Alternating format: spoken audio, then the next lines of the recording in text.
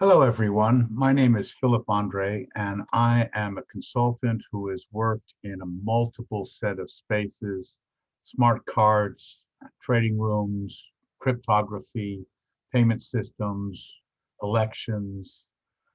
And I'm here to talk to you about identity. When I think about identity and I think about where we want to go, I'm reminded of an adage somebody once taught me. They said, think about your future and then design the present as the past of the future.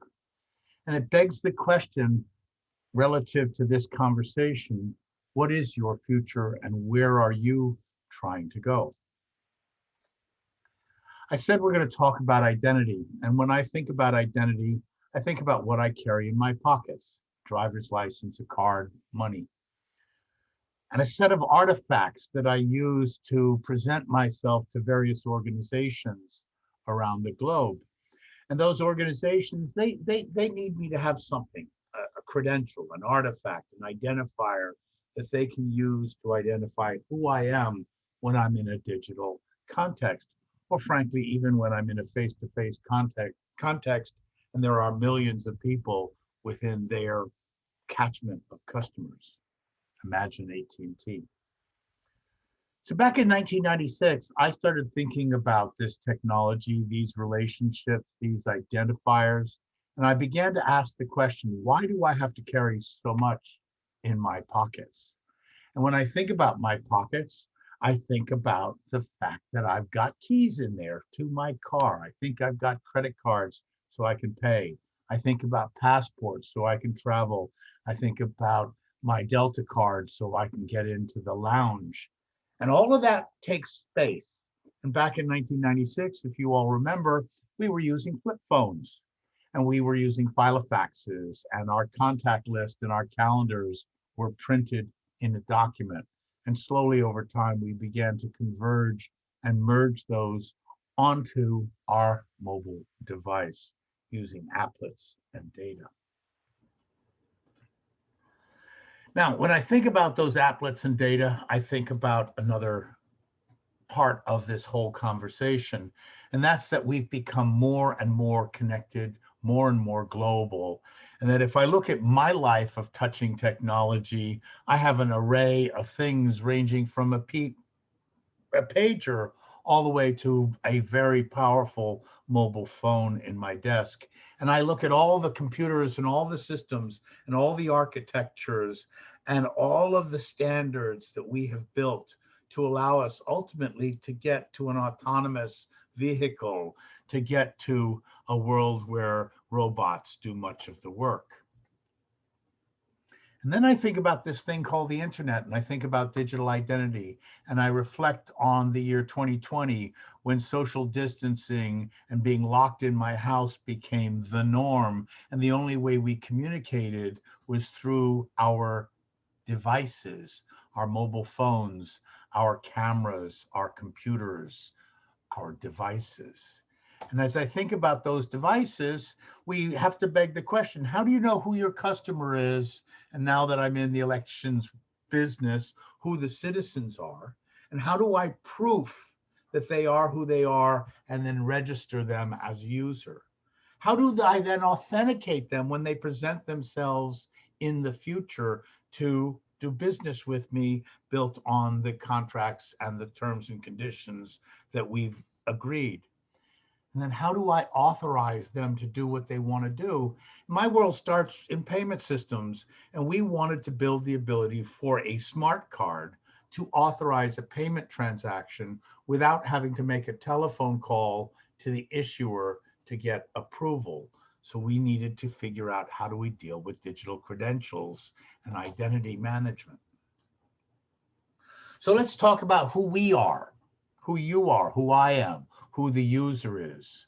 We can be a consumer, we can be a citizen, we can be an employee, we can be a student.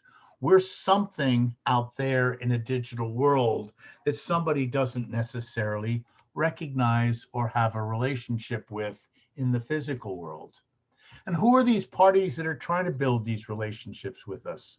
They're service providers, They're our government, they're our employer, they're the schools we attend, the towns, the banks, the clubs, the merchants, the social media platforms, our home, our automobile, the park, the city, and the university.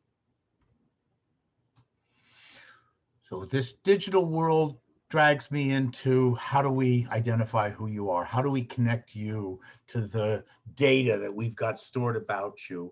And I ran into the world of multi-factor authentication. The idea of chip and pin is the way we looked at it back then. We had a secret, we had a thing, a card, and we merged those together. As technology evolved, we began to look at biometrics. We began to look at your eyeball, your fingerprint, and we began to exploit the power of the device to provide hardware security. And we worried about security, and words like layering security came into play, and standards and certification processes came into play, and multiple organizations around the globe began to define these standards and define these certification processes. And we thought about cryptography. And we thought about the fact that when we think about cryptography, we've got algorithms, we've got secrets, we've got private keys, we have public keys. And all of that needs to form part of the foundation of how do we authenticate that you are who we think you are, and more importantly, who you believe you are.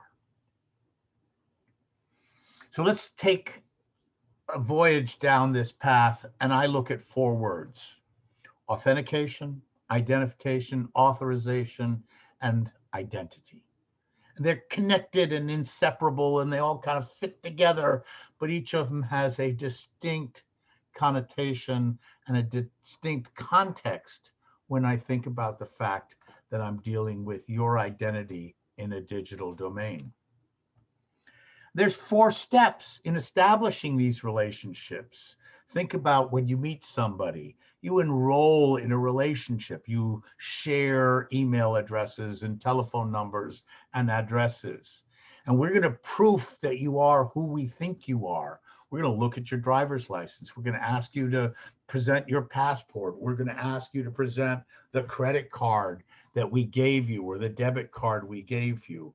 And we're going to have registered you in our system. And then most importantly, we're going to want to transact with you. 4 steps in these relationships that we have with each other.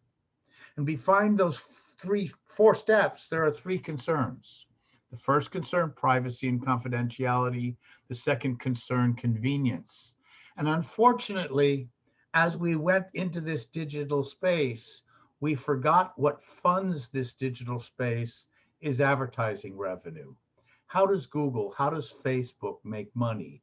They make money by understanding who you are and by trying to figure out what you're willing to buy so that they can sell advertising to the companies that you're willing to buy from.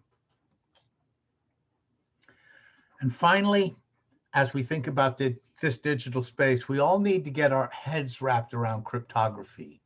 Words like blockchain and distributed ledgers have entered our vocabulary, and they are built on algorithms, mathematics, keys, credentials, and they're all used to create trust. So that's today. If you were in the room with me, I would say, are there any questions? If you're not, I offer you my email address, and I look forward to talking to you in the near future. Or once again, please come and visit. There will be other conversations that I'll be leading. And please remember one thing. Nobody knows you're a dog when you're out on the internet. So thank you for listening.